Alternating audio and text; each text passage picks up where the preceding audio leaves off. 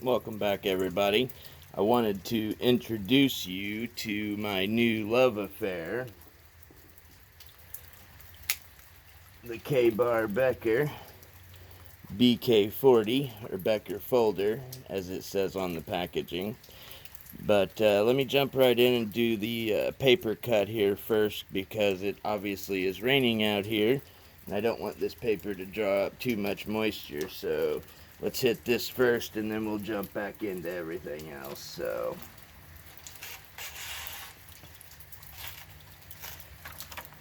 it's already drawing moisture,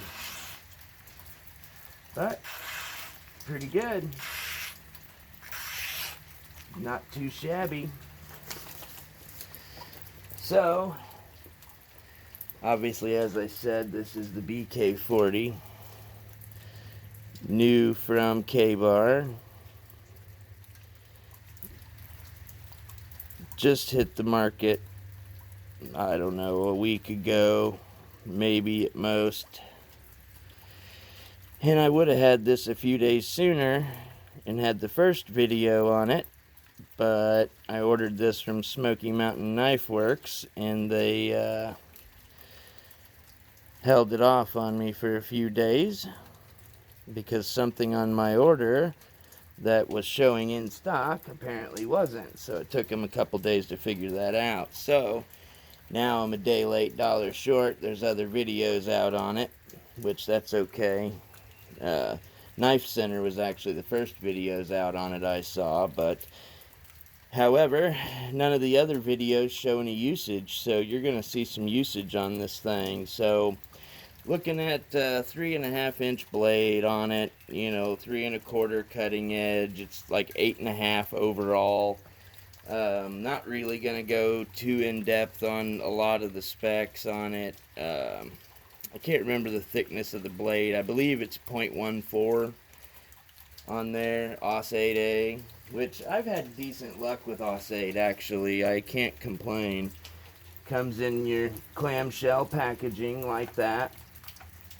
Looking at $40 as of the time of this video, and personally I think it's well worth it, but I haven't used it yet, so we're gonna see, and we're gonna test it pretty good. We're gonna do some batoning and stuff like that. We'll see how well it holds up.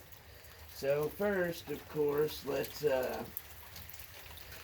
state the obvious, okay? So we got the BK16 there and the BK18 here. Now, for me, I think it's kind of a cross, a hybrid, if you will, in between those two. The handles are shaped pretty well the same. They're clearly not identical, but they are very similar. The blade, I would say, is a cross between the two. The 16 is obviously a flat grind, and the 18 is a saber grind.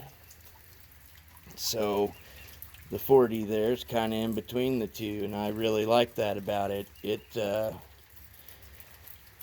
Man, that knife has so much potential. If they wouldn't have made it in China out of AUS 8 and plastic, if they would have made it in America with like S35 VN blade steel and micarta handles, and instead of putting a liner lock on it, they did a crossbar lock, or what you all may more readily know as an axis lock, that knife would just be absolutely outstanding, I do believe.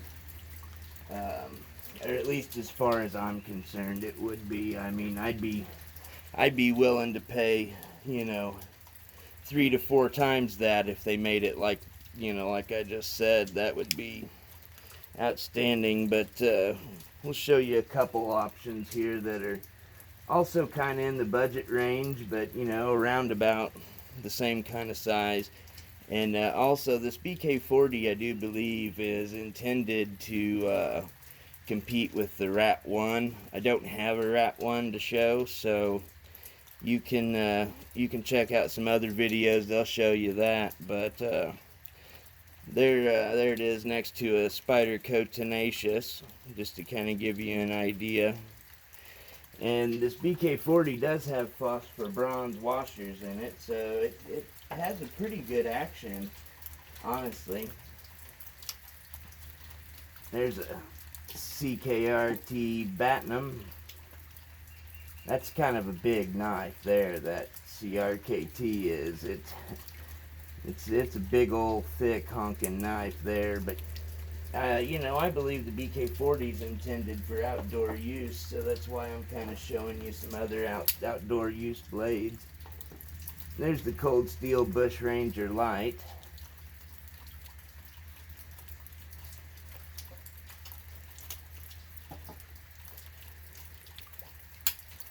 And the Victorinox Ranger Grip 178. So just some other comparative options. So now that we've done that, let's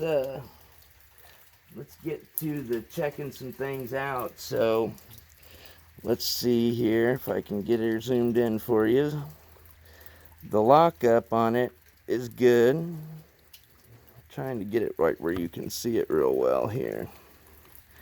There we go. It's early, so that's pretty good. Mine will kind of drop close, not real well. I think it'll get better with time, but there's a lot of people, well, I shouldn't say a lot of people, but some of the other videos, people are complaining that it's not, you know, capable of dropping. Well, mine will. Not super smooth, but it'll get there, I think, once it breaks in. Blade play, no blade play. It's good to go. Centering, it's pretty well right on. It might, the shadows are really making it look worse than what it really is, but it does kind of favor the lock side, just a touch, but it's not too bad overall. So let's just check this lock here and let's see how good this thing locks up before we do much else. Okay, doesn't look like it's moved, best I can tell. Maybe just a little. Not a whole lot though. So I mean, we saw that it was sharp, obviously, with the paper, but let's do something the other videos haven't done. Let's put some wood on this thing.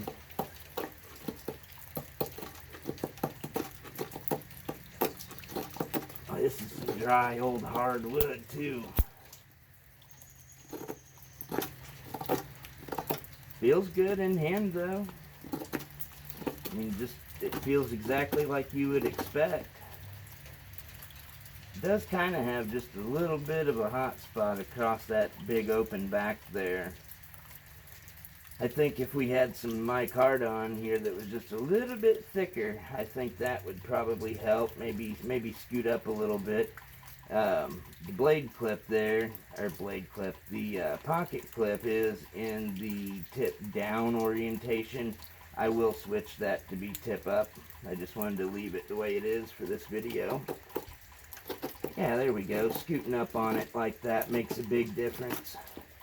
Getting all the way up to the front of it.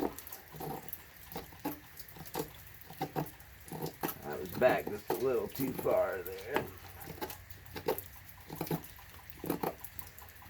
Not too shabby. Satisfied with that. And of course, like I say, that's just fresh out of the box. No alterations or anything yet. Got us a little piece of wood here, and it does have a crack in it. So, as always, with any batoning, we will exploit that crack. And let's see if we are getting ready to do a warranty claim. Seemed that it went fine. Like I said, it did have a crack, so let's hit this again.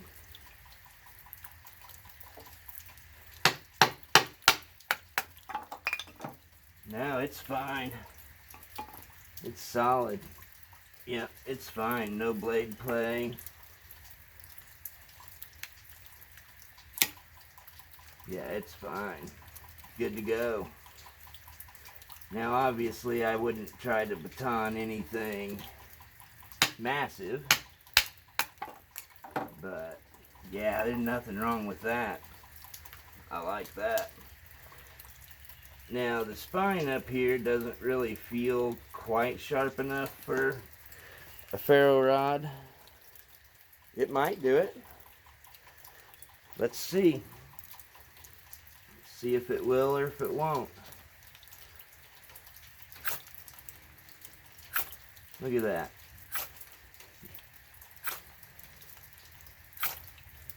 Oh yeah. Now, is it the strongest sparks I've ever seen? No. I mean, it is throwing them, but it definitely could be better. Now, one nice thing though, which unfortunately this thing is made in China, you can see it's right across the back of the blade there, which is exactly where you would be you know, grinding that down just a little bit to sharpen your spine. So feasibly, you could easily make that disappear. So that's cool. I like that. Let's just do a little more here.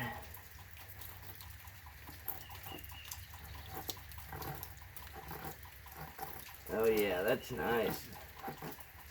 Like I said, this thing does have a true saber grind on it. It's not a hollow at all. I did check it to make sure.